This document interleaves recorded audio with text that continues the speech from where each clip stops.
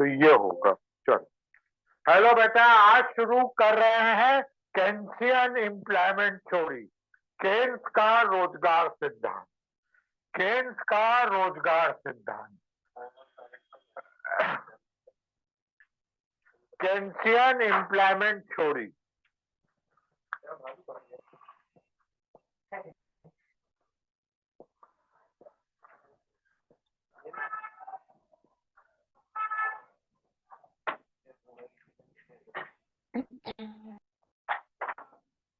केन्सियन रोजगार सिद्धांत। केन्स नाम का एक अर्थशास्त्री था जो 1936 में एक किताब लिखे था, 1936 में, जिस बुक का नाम था जनरल थ्योरी। क्यों केन्स का नाम इतना अधिक हो गया बता दे। 1930 में महान मंदी आई थी, डिफ्लेशन। मंदी मतलब डिफ्लेशन आना। 1930 में डिफ्लेशन आ गया था, मतलब कोई भी सामान बिक नहीं रहा था। मंदी आ गई थी, कीमतें कम हो गई थी, फिर भी नहीं बिक रहा था। तो सामान सड़ रहे थे, गेहूं, आटा, चावल, दाल सब सड़ रहा था। तो उसको जो है समुद्र में फेंका जाने लगा कि भाई ये तो बीमार कर देगा, आदमी मर जाएंगे, फेंको इसे। तो ऐसी खराब स्थिति आ गई थी। अंकिता, कैसी स्थिति आ गई थी? अनाजों को फेंकने की समुद्र में। हाँ, समुद्र में फेंकने की स्थिति आ गई थी। तो इस क्या स्थिति सर क्या में पढ़ा रहे हैं? बेटा, केन्स का रोजगार सिद्धांत, केन्स का एम्प्लॉयमेंट थ्योरी, ठीक है। तो इस तरीके से समुद्र में फेंकने की स्थिति आ गई थी, ठीक है। अब जब ऐसी स्थिति आ गई तो सारे अर्थशास्त्री फेल हो गए, सारे इकोनॉमिस्ट फेल हो गए। कुछ उनको सूझ नहीं रहा था। उस समय कौन इकोनॉमिस्ट थे? क्लासिकल। क्लासिकल मतलब पुराने अर्थशास्त्री, ओल्डेस्ट इकोनॉमिस्ट। उन्होंने कहा छोड़ दीजिए, अपने आप सही हो जाएगा, अपने आप सेल बढ़ जाएगी, अपने आप डिमांड बढ़ जाएगी। लेकिन कितने दिन छोड़ा जाए? 6 महीना, साल भर छोड़ा गया, कोई फर्क नहीं पड़ा। तो उस समय केन्स नाम का एक स्टूडेंट था, एमए का, एमए इकोनॉमिक्स का। उसने अपना सुझाव बताया, सजेशन बताया कि किस तरह इस डिफ्लेशन को दूर किया जा सकता है। और उसने अपनी थ्योरी अपनी कॉपी में लिखी। लेकिन कॉपी चेक करने वाले सब क्लासिकल इकोनॉमिस्ट थे। उन्होंने काट के उसको 0 नंबर दे दिया कि तुम्हारी बात सही नहीं। लेकिन वो हिम्मत नहीं हारा, पब्लिश कराता रहा और तमाम जर्नल में, तमाम जगहों पे उसको लिखता रहा। क्या करता रहा स्मृति? सर वो लिखता रहा अपनी थ्योरी को, भले उस चीज को कोई हाँ, एक्सेप्ट करे या ना करे। हाँ। ऐसी स्थिति में फिर दिमाग में आया गवर्नमेंट को भी और कंट्री के देशों को भी कि शायद इसकी बात में दम है। इसने क्या कहा कि क्लासिकल जो बात करते हैं लॉन्ग रन की करते हैं, लंबे समय की। किस समय की? लंबे समय की। और अपने आप सब ठीक हो जाएगा। क्लासिकल कहते हैं किसी प्रकार का गवर्नमेंट इंटरफेयर नहीं होना चाहिए, सरकारी हस्तक्षेप नहीं। केन्स ने कहा जरूरी है सरकारी हस्तक्षेप। देश इंटरफेयर, जब माल नहीं बिक रहा तो उसके लिए सरकार को आगे आना पड़ेगा। तो 1930 के बाद से ही गवर्नमेंट आना शुरू हुई, 1930 के बाद ही सरकार आना शुरू हुई। और उसके बाद ही पब्लिक फाइनेंस इकोनॉमी शुरू हुई, राजस्व, लोक वित्त जिसे कहते हैं। सर एक बार फिर से पब्लिक रिपीट कर दीजिए। हाँ बेटा, 1930 के बाद ही गवर्नमेंट का रोल बढ़ा, और गवर्नमेंट जो काम करती थी उसको पब्लिक फाइनेंस कहते हैं, राजस्व, लोक वित्त। गवर्नमेंट का काम क्या होता है? लोगों से टैक्स लेना, टैक्स रियलाइज करना, और पब्लिक के लिए खर्च करना, उनके वेलफेयर के लिए, उनके भले के लिए। तो 1900 तो गवर्नमेंट ने क्या अरे केन्स ने क्या सुझाव दिया? कहा क्लासिकल गलत हैं, हम छोड़ नहीं सकते कि अपने आप ठीक होगा, गवर्नमेंट को आगे आना पड़ेगा। और आगे आके क्या करना चाहिए गवर्नमेंट को? Autonomous investment. क्या करना चाहिए?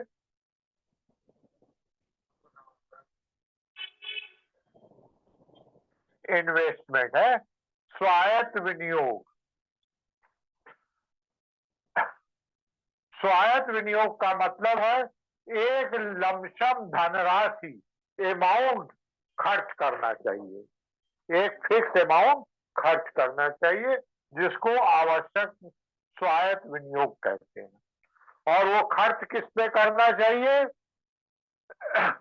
पुल बनाने, सड़क बनाने, पुल बनाने, सड़क बनाने, इलेक्ट्रिसिटी बनाने, बिजली बनाने, इन सब चीजों पे खर्च करना चाहिए। शिबड़ा, किन चीजों पे खर्च करना चाहिए? सर पुल बनाने, सड़क बनाने और मिट्टी बनाने में। बिजली घर बनाने में, बिजली घर बनाने में उन्हें खर्च करना चाहिए। हेलो बेटा रश्मि, सरकार को कौन कौन सा खर्च करना चाहिए? जिसको हम पब्लिक एक्सपेंडिचर कहते हैं। पब्लिक एक्सपेंडिचर का मतलब सार्वजनिक व्यय, जो सरकार लोगों के भले के लिए करती है। काहे के लिए करती है? लोगों के भले के लिए। तो ये हमारा जो है गवर्नमेंट एक्सपेंडिचर होता है। काजल, गवर्नमेंट एक्सपेंडिचर क्या होता है? सर जो गवर्नमेंट पब्लिक वेलफेयर के लिए एक्सपेंडिचर करती है। अब उससे क्या फायदा होगा? सरकार ने मान लो 10 करोड़ रुपए खर्च कर दिए पुल बनाने, सड़क बनाने, बिजली घर बनाने। अब ये 10 करोड़ आया कहां से सरकार के पास? सरकार ने नई करेंसी पब्लिश की, नए नोट छापे, और लोगों को दे दिया काम। तुम रोड बनाओ, तुम सड़क बनाओ, तुम पैसा लगाओ, तुम जमीन दो, मकान दो अपना, तुम सबको अलग अलग पैसा देना शुरू कर दिया। जब देना शुरू कर दिया तो पैसा लोगों के हाथों में आया। किसके हाथों में आया शिवांशु? पब्लिक के। अब पब्लिक के हाथों में पैसा आया तो पब्लिक खर्च करेगी कि नहीं करेगी अंकिता? करेगी। पब्लिक खर्च करेगी। और पब्लिक काहे के लिए खर्च करेगी? सामान खरीदने के लिए, गुड्स के लिए है।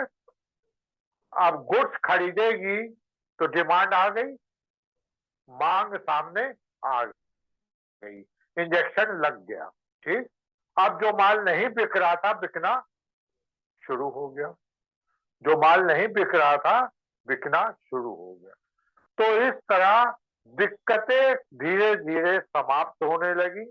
और केन्स ने ये सारी बातें जनरल थ्योरी में लिखी थी। उनकी किताब का नाम था सामान्य सिद्धांत, जनरल थ्योरी, सामान्य सिद्धांत। खुशी, उनकी बुक का नाम क्या था केन्स की? General theory. General theory. और उससे उनको नोबेल प्राइज मिला। नोबेल प्राइज तुम लोग जानते ही। और उसके बाद से आज तक कोई भी इकोनॉमिक्स की थ्योरी केन्स के बगैर नहीं आगे बढ़ पाती। केन्स ने जो जो बातें बढ़ाई हैं वो आज भी अप्लाई होती है। चलो ये तो बात होगी। अब क्या किया? क्लासिकल की आलोचना की। क्लासिकल जो पुराने अर्थशास्त्री थे उनकी आलोचना की। पहली आलोचना क्या की? आलोचना में ही उनका सिद्धांत छिपा है, क्रिटिसिज्म में ही उनका उनकी थ्योरी है। पहली आलोचना क्या थी कि यह जरूरी नहीं कि अर्थव्यवस्था सदैव पूर्ण रोजगार में, फुल एम्प्लॉयमेंट में हो। दिस इज नॉट नेसेसरी कि इकोनॉमी हमेशा फुल एम्प्लॉयमेंट में हो, मतलब सबको रोजगार मिला हो, यह कोई जरूरी नहीं है।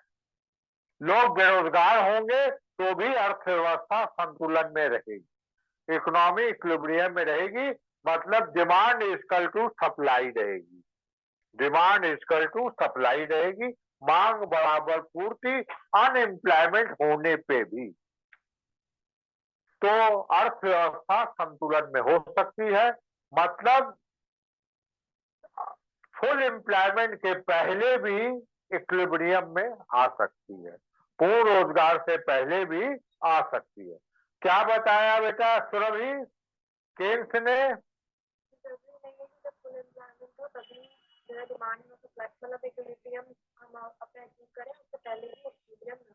शाबाश जरा। सार्थक क्या बताया केन्स ने? भूल के दिमाग लगा बच्चा। तो इस तरीके, सुमित बेटा क्या बताया?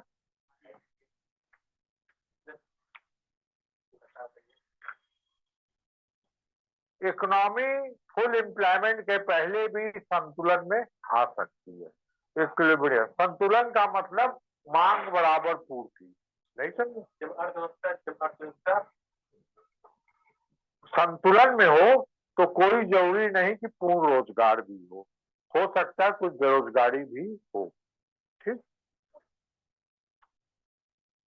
हाँ, जरूरी नहीं कि हम रोजगार सबको रोजगार मिला हो, हाँ हो सकते, जबकि क्लासिकल कहते थे बेरोजगार होते ही नहीं।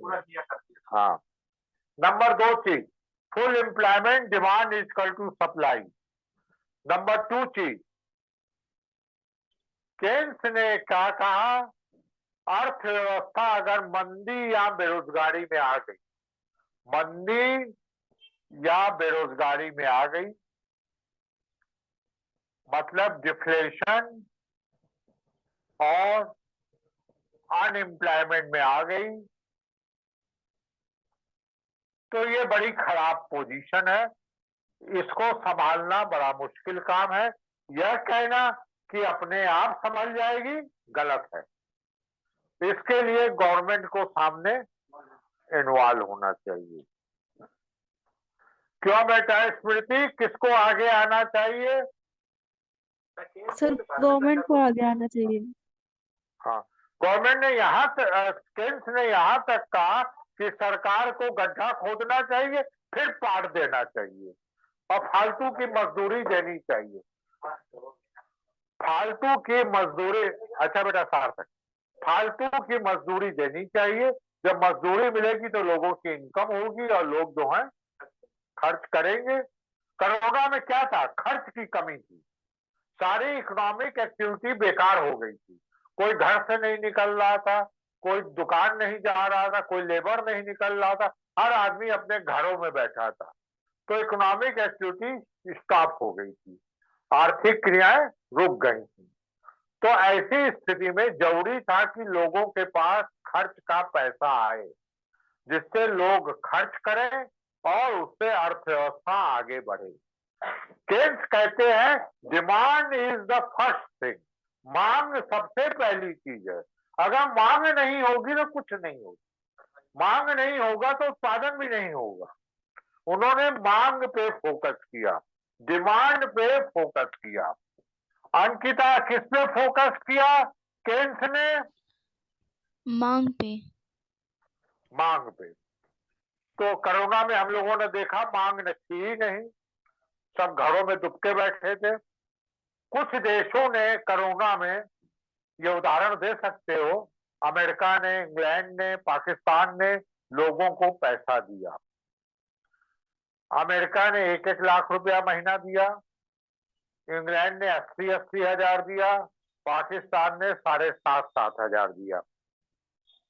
लोगों को पैसा दिया कि भाई तुम लोग खाओ, भूखे मत रहो और खर्च करो, खर्च करोगे तो इकोनॉमी आगे बढ़ेगी। यह सुझाव हमारे देश में भी आया कि पब्लिक को पैसा दिया जाए। विपक्ष ने भी कहा, तमाम अर्थशास्त्रियों, रघुराम राजन इत्यादि ने भी कहा, लेकिन हमारी गवर्नमेंट का ख्याल कुछ और था। उनका कहना था अगर लोगों को हम पैसा देंगे खर्च करने के लिए तो आज तो चलो ठीक है, कल लोगों के पास पैसा ज्यादा हो जाएगा और कोरोना के बाद महंगाई बढ़ जाएगी और हमारी रुपीस की वैल्यू डाउन हो जाएगी। तो हमारी गवर्नमेंट ने नहीं दिया। हमारी गवर्नमेंट ने क्या किया कि हमसे लोन ले लो, उससे खर्च करो, हम फ्री गिफ्ट नहीं देंगे, आलस वाला नहीं देंगे कि बिगड़ काम किए तुम पैसा लो। सर ये जो 1500 आया था वो तो ऐसे वाला था ना? हाँ, बहुत थोड़ा सा उन्होंने दिया, ज्यादा नहीं दिया। 1500 की कोई खास वक्त नहीं थी, 500 रुपया महीना। तो ये बातें थी। हालांकि दिल्ली में दिया गया, दिल्ली में टेम्पो वालों को 5-5 हजार दिए गए दिल्ली गवर्नमेंट द्वारा। तो अलग अलग बात है। तो ये बातें थी। अब आता है कि मंदी और बेरोजगारी आ जाए तो गवर्नमेंट जरूरी है, गवर्नमेंट ही दूर कर सकती है। तो गवर्नमेंट को ऑटोनॉमस इन्वेस्टमेंट करना चाहिए। ऑटोनॉमस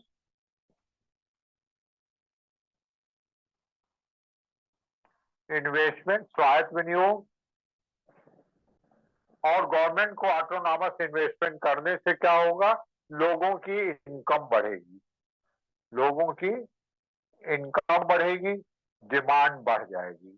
तो जो चीजें नहीं बिक रही हो बिकना शुरू हो जाए। ये तुरंत एक्शन है। कहने का मतलब केन्स शॉर्ट रन के फॉलोवर थे, अल्पकाल के फॉलोवर थे, शॉर्ट रन के। प्रतीक्षा, केन्स किसके फॉलोवर थे? Short run. अल्पकाल के। क्लासिकल काहे के फॉलोवर थे सुमित? जो पुराने अर्थशास्त्र, वो दीर्घकाल के थे। हाँ, ये केन्स के थे। Keynes short run. Shivanshu, Keynes short run के थे कि लॉन्ग रन के? शॉर्ट रन के।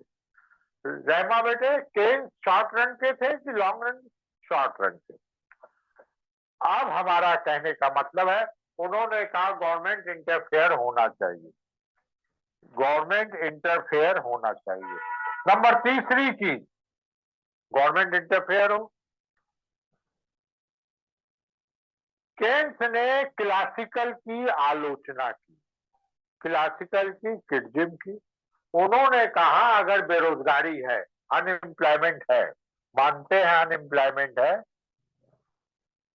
और क्लासिकल कहते हैं वेज रेट कम कर दी जाए, मौद्रिक मजदूरी कम कर दी जाए, वेज रेट कम कर दी जाए। और वेज रेट कम करेंगे तो रियल वेज रेट कम हो जाएगी, ये क्लासिकल का कहना था। लेकिन केन्स ने कहा हम वेज रेट कम करेंगे तो रियल वेज बढ़ जाएगी, कम नहीं होगी बल्कि। एग्जाम्पल? हाँ, बता रहे हैं। देखो बेटा, पहले फार्मूला बता दें। वेज रेट हमने कम कर दी, मजदूरी 1000 से कम करके हमने 500 कर दी। कितनी कर दी? 1000 से क्या कर दी? 500 कर दी। अब 500 कम कर दी तो लोगों की इनकम कम हुई कि बढ़ी? मजदूरी तो खर्च करेंगे इस अर्थव्यवस्था में, तो इनकम लोगों की कम हो गई। क्या कम हो गया बेटा अफीफा? सर इनकम कम हो गई। इनकम कम हो गई तो डिमांड भी कम हो गई। Yes sir. क्लासिकल कहते थे वेज रेट कम होगी तो प्रोडक्शन बढ़ेगा, और प्रोडक्शन बढ़ने में लंबा समय लगता है, तुरंत नहीं होता, वो लॉन्ग रन की बात करते थे। केन्स ने शॉर्ट रन की कही कि अगर मजदूरी कम हो गई तो हमारी इनकम कम हो जाएगी। क्या कहा अंकिता केन्स ने? यदि मजदूरी कम हो जाएगी तो लोगों की आय कम हो जाएगी, लोगों की आय कम हो जाएगी और वो कम सामान खरीदेंगे, अर्थात मांग कम हो जाएगी, मांग कम हो जाएगी। ऐसी स्थिति को केन्स ने बताया कि डिमांड कम हो जाएगी। ठीक है बेटा, अब डिमांड कम हो गई।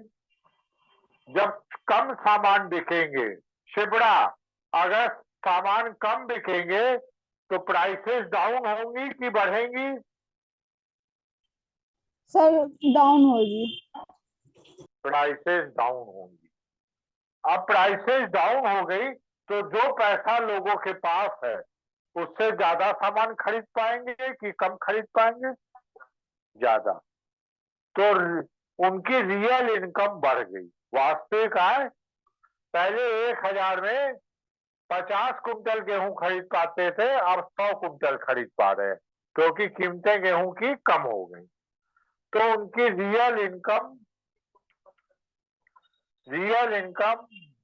बढ़ गई। वास्तविक आय, हाँ शाबाश बेटा, तो ये रियल इनकम हो गई। वास्तविक आय बढ़ गई। सुरभि, रियल इनकम बढ़ी कि नहीं? और इस रियल इनकम का ही दूसरा नाम है रियल वेज, वास्तविक मजदूरी। अर्थात वास्तविक मजदूरी बढ़ गई। क्यों बेटा स्मृति, क्या बढ़ गया? वास्तविक मजदूरी बढ़ी कि नहीं बढ़ी? बढ़ी सर। अब जब वास्तविक मजदूरी बढ़ गई, मतलब मजदूरी बढ़ गई, वेज रेट बढ़ गए, तो जो एम्प्लॉयर है, जो उत्पादक है, ज्यादा लोगों को काम में लगाएगा कि कम लोगों को? काजल, सर अगर मजदूरी बढ़ गई है, वेज रेट बढ़ गया है, तो प्रोड्यूसर ज्यादा लोगों को काम पे लगाएगा कि कम को? सर कम लोगों को। कम लोगों को। तो फुल एम्प्लॉयमेंट नहीं पा पाएंगे, पूर्ण रोजगार। क्लासिकल कहते थे मनी वेज कम हुई तो रियल वेज भी कम हुई और फुल एम्प्लॉयमेंट हुआ। इन्होंने उल्टा बता दिया कि मनी वेज तो कम हुई और रियल वेज बढ़ गई, तो फुल एम्प्लॉयमेंट नहीं पा पाएंगे। इस तरह क्लासिकल थ्योरी फेल। क्यों बेटा आयुषी, किस तरह फेल बताया केन्स ने क्लासिकल को? सर मनी वेज डिक्रीज होगी तो इनकम भी डिक्रीज होगी, साथ में डिमांड भी, और प्राइसेस डिक्रीज हो लेंगे तो रियल वेज बढ़ जाएगी। इससे लोगों को एम्प्लॉयमेंट कम मिलेगा और फुल एम्प्लॉयमेंट अचीव नहीं हो पाएगा। शाबाश बेटा, वेरी गुड वेरी गुड। तो ये बात थी इनकी। अब केन्स कहते क्या है, हम न तो इंटरेस्ट रेट को लेंगे, ब्याज दर को, न तो मजदूरी को लेंगे, न तो वेज को लेंगे न तो इंटरेस्ट को। उन्होंने वेज और इंटरेस्ट को लिया था। इन्होंने कहा हम एग्रीगेट डिमांड प्राइस और एग्रीगेट सप्लाई प्राइस को लेंगे। दो नए कंसेप्ट दिए, दो नए विचार दिए, एग्रीगेट डिमांड प्राइस और एग्रीगेट सप्लाई प्राइस।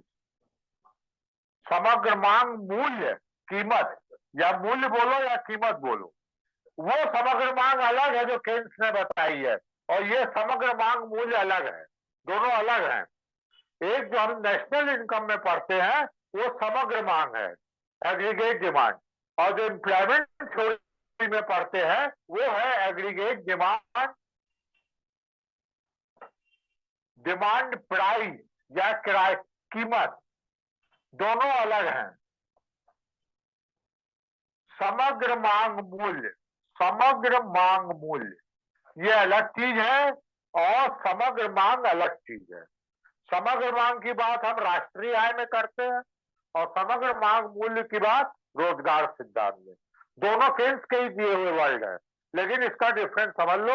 आईएएस में भी पूछते हैं, लोग टकरा जाते हैं। तो समग्र मांग मूल्य अलग है। क्यों बेटा अंकिता, समग्र मांग और समग्र मांग मूल्य अलग है कि एक है? अलग अलग है। हाँ। और समग्र मांग मूल्य क्या होता है? जिन लोगों ने उत्पादन किया है, प्रोडक्शन किया है, तो वो उसको बेचना भी चाहेंगे। अगर 100 कुंटल गेहूं पैदा किया तो बेचना भी चाहेंगे, और जब बेचना चाहेंगे तो अनुमान भी लगाएंगे, गैस भी लगाएंगे कि हमारा 100 कुंटल गेहूं कितने का बिकेगा। मान लो उन्होंने 100 कुंटल गेहूं बनाया और अनुमान लगाया कि 2000 का बिकेगा। कितने का बिकेगा? क्यों बेटा खुशी, अगर 100 कुंटल गेहूं बनाया है तो क्या अनुमान लगाया? कि वो पूरा बिक जाएगा। 2000। अब देखो बेटा, ये समग्र मांग मूल्य है, ये हमारी समग्र मांग मूल्य है, एडीपी, एग्रीगेट डिमांड प्राइस। अब देखो, अगर हमने 10 लेबर लगाए तो हमने सोचा कि हमने 5 कुंटल गेहूं पैदा किया है, 500 का बिक जाएगा। अब हमने लेबर लगाए 20, तो हमने सोचा 15 कुंटल गेहूं बन गया है, अब ये बिकेगा 1200 का। गैस लगा रहे हैं, नहीं समझे? तो एग्रीगेट डिमांड प्राइस इस तरह कर होता है, बढ़ता हुआ इंक्रीजिंग ऑर्डर में होता है। कैसा होता है बेटा काजल एग्रीगेट डिमांड प्राइस? तो इंक्रीजिंग ऑर्डर में। Increasing model.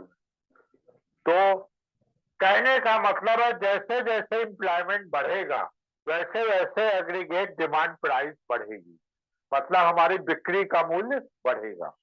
जैसे जैसे लेबर बढ़ाएंगे उत्पादन बढ़ेगा और बिक्री का मूल्य बढ़ेगा, एग्रीगेट डिमांड प्राइस बढ़ेगी। इसको हम एडीपी कहते हैं, कितने का बिकेगा। हेलो बेटा आयुषी, एडीपी क्या होता है? तो जैसे हमने जितना वर्क किया वो नहीं आता तो इससे तो नीचे हो जाएगा वो ADP हाँ होगा। हाँ। क्यों बेटा आयुषी, एडीपी क्या होता है? सर एक बार रिपीट कर दीजिए। एडीपी वो होता है जो हम प्रोडक्शन कर रहे हैं, जो प्रोड्यूसर प्रोडक्शन कर रहा है तो उसको गैस लगाता है ये कितने का बिकेगा। मान लो 10 लेबर लगाए प्रोड्यूसर ने, कितने लेबर लगाए? 10 मजदूर लगाए, उन्होंने 5 कुंटल बनाया और उसने अनुमान लगाया कि ये 500 का बिकेगा। फिर उसने 20 लेबर लगा दिए, 10 लेबर और बढ़ा दिए और अनुमान लगाया 15 कुंटल पैदा होगा और वो बिकेगा 1200 में। तो ये अनुमानित प्राइस है कि कितना मिलेगा, सेल से कितना मिलेगा। खुशी ये क्या है? कि कितना मिलेगा सर? हाँ, गैस लगाना, अनुमान लगाना। हाँ गैस है। हाँ। क्यों बेटा अंकिता, समग्र मांग मूल्य क्या है बच्चा? जब लोग उत्पादन करते हैं तो उसे बेचेंगे भी और उसका अनुमान लगाते हैं कि जैसे 100 कुंटल है और 2000 में बिक जाएगा, तो यही अनुमान लगाते हैं, उसे एडीपी कहते हैं और ये हमेशा इंक्रीज शाबाश होता बेटा, है। Very good. एडीपी इंक्रीज होता है। ये तो हो गया कितने का बिकेगा। अब दूसरी तरफ उत्पादक जब उत्पादन करता है, प्रोडक्शन करता है तो पैसा भी लगाता है। जैसे 5 कुंटल गेहूं पैदा किया तो लेबर को पैसा भी दिया होगा, उसकी कॉस्ट हो गई, क्या हो गई? उसकी लागत हो गई, कॉस्ट। कितना पैसा उसने गेहूं पैदा करने पे लगाया, तो वो कहलाता है aggregate supply price. Aggregate supply price मतलब जो हमने प्रोडक्शन किया है उस पे कितना पैसा हमने लगाया है, इसको बोलते हैं समग्र पूर्ति मूल्य। क्या बोलते हैं? क्यों स्मृति, समग्र पूर्ति मूल्य क्या होता है? सर हमने जितना प्रोडक्शन किया है उस पर कितना पैसा लगाया है उसी को समग्र पूर्ति हाँ, मूल्य कितनी कहते हैं। कॉस्ट लगाई। रहमा बेटे, एग्रीगेट सप्लाई प्राइस क्या होती है?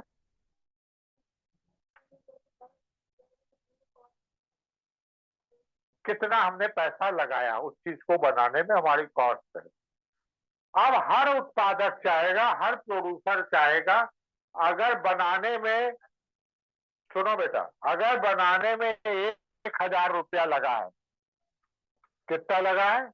लेबर को 1000 दिया है, तो बेचने में कम से कम 1000 तो मिले, जेब से मिल जाए। नहीं तो वो प्रोडक्शन ही नहीं करेगा।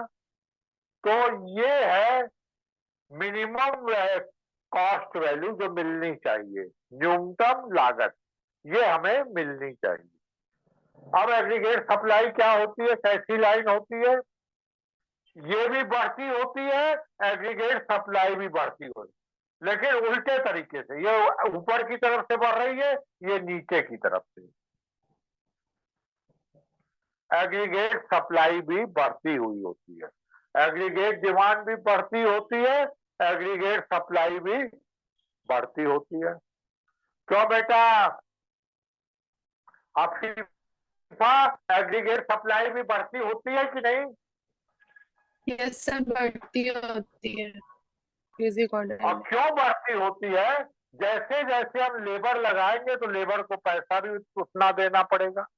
अगर हमने 10 लेबर लगाए हैं तो 200 रुपए उनको मजदूरी दी। अगर हमने 20 लेबर लगाए तो ये भी बढ़ती हुई होती है, एग्रीगेट सप्लाई प्राइस भी बढ़ती होती है। अर्थात जैसे जैसे हम जो है लेबर को बढ़ाएंगे, हमारी कॉस्ट बढ़ती जाएगी, लागत बढ़ती जाएगी। अंकिता, जैसे जैसे लेबर बढ़ाएंगे कॉस्ट बढ़ेगी कि नहीं? लागत जो हम खर्च किए हैं, बड़े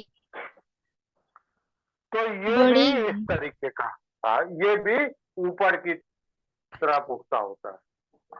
अब कोई बताओ, ये ऊपर की तरफ उठ जरूर रहा है, लेकिन एक बिंदु के बाद ये सीधा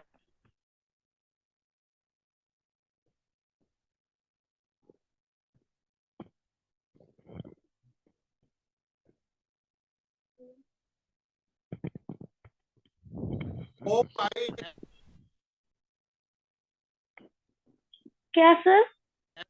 सर आपकी आवाज नहीं आ रही है। लेबर बढ़ा दे लेकिन इन्वेस्टमेंट होगा नहीं। क्यों नहीं होगा? शाबाश। सर एक बार फिर बोलिए। हम नहीं कर सकते हैं जितना उनकी हमारा सप्लाई हो पाए। ऐसा नहीं है। हाँ बेटा, हम पूछ रहे हैं कि लेबर बढ़ाते जा रहे हैं और कॉस्ट बढ़ती जा रही है। एक पॉइंट है, ये मान लो ई पॉइंट है। ई पॉइंट के बाद अगर हम लेबर बढ़ा रहे हैं तो हमारा कॉस्ट वही बना हुआ है, ठीक है? क्यों नहीं बढ़ रहा? एक पॉइंट के बाद कॉस्ट क्यों नहीं बढ़ रहा? क्योंकि सर ज्यादा लेबर होंगे तो अच्छे से काम नहीं करेंगे, बातचीत ज्यादा करेंगे। ये भी फुल सही है भैया, यूटिलाइजेशन ऑफ रिसोर्स। लेकिन यहाँ दूसरा अर्थ है। यहाँ अर्थ है कि सबको काम मिल गया, फुल एम्प्लॉयमेंट हो गया। जब सबको काम मिल गया तो नए लेबर है ही नहीं है, तो कॉस्ट कहाँ से बढ़ेगी, लागत कहाँ से? अगर अर्थव्यवस्था में मान लो 40 लेबर है तो 40 के बाद आगे लेबर है ही नहीं, तो कहाँ से कॉस्ट बढ़े, कहाँ से उनको मजदूरी हम दे रहे हैं? आवश्यकता के ऊपर डिपेंड करता है ना कि हमको जितनी जरूरत है मान लीजिए। तो इसी के अंदर ही तो आवश्यकता पूरी करोगे ना, 40 के अंदर। 40 से आगे तो नहीं जाओगे ना। हाँ, वेरी गुड रहमा, 40 से आगे नहीं जाएंगे। पूरा लेबर हमारे लग गए, तो जब लग गए तो ये लाइन ऊपर वर्टिकल हो गई। क्या हो गई? अनुलंब हो गई। क्या हो गई? अनुलंब। क्यों बेटा स्मृति, एएसपी लाइन क्यों अनुलंब हो गई? क्योंकि सर पूर्ण रोजगार की स्थिति हो गई है, सारे मजदूरों को काम मिल गया क्या है। बात, वेरी, सारे लेबर्स को काम मिल गया है, वेरी गुड।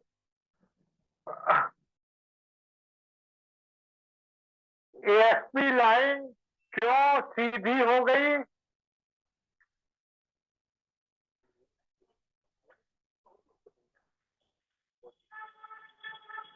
क्योंकि सारे मजदूरों को काम मिल गया, पूर्ण रोजगार हो गया। अब आगे हम काम दे ही नहीं, लेबर बचे ही नहीं। क्यों अंकिता, एएसपी लाइन क्यों सीधी हो गई? क्योंकि फुल एम्प्लॉयमेंट हो जा रहा है, लेबर बच ही नहीं रहे हैं। शाबाश। क्यों बेटा शिबड़ा, एएसपी लाइन सीधी क्यों हो गई? क्योंकि सारे मजदूर को काम मिल गया है सर। ठीक, अब क्लियर। अब केन्स क्या कहते हैं, अर्थव्यवस्था वहां संतुलन में होगी, वहां इक्विलिब्रियम में होगी जहां एडीपी और एएसपी बराबर हो, समग्र मांग मूल्य समग्र पूर्ति मूल्य बराबर हो। केन्स का क्या कहना था, जहां समग्र मांग मूल्य और समग्र पूर्ति मूल्य बराबर हो, अर्थव्यवस्था तब इक्विलिब्रियम में आएगी। इकोनॉमी तब इक्विलिब्रियम में आएगी जब एडीपी इक्वल टू एएसपी हो। समर्थ बेटा, क्लासिकल क्या कहते थे, कहाँ इक्विलिब्रियम में आएगी?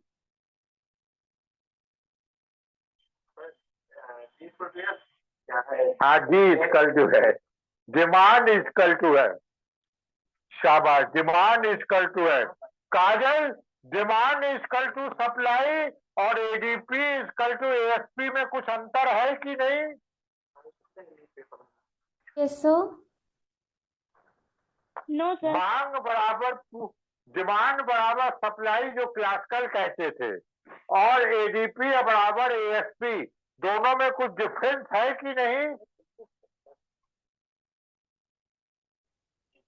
सर नहीं पता, ये नहीं समझ आ रहा मुझे।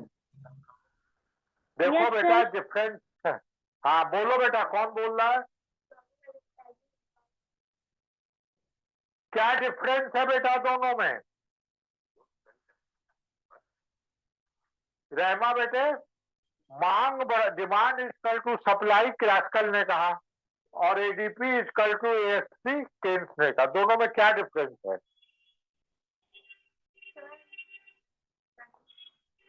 डिमांड इक्वल टू सप्लाई है गुड्स की, कितनी गुड्स की डिमांड है, कितनी गुड्स की सप्लाई है, वहां हमारा इक्विलिब्रियम हो गया। एडीपी एएसपी क्या है, कितना बेचने से मिलेगा और कितना हमने लगाया है, जब ये बराबर हो जाए, ये डिफरेंस है।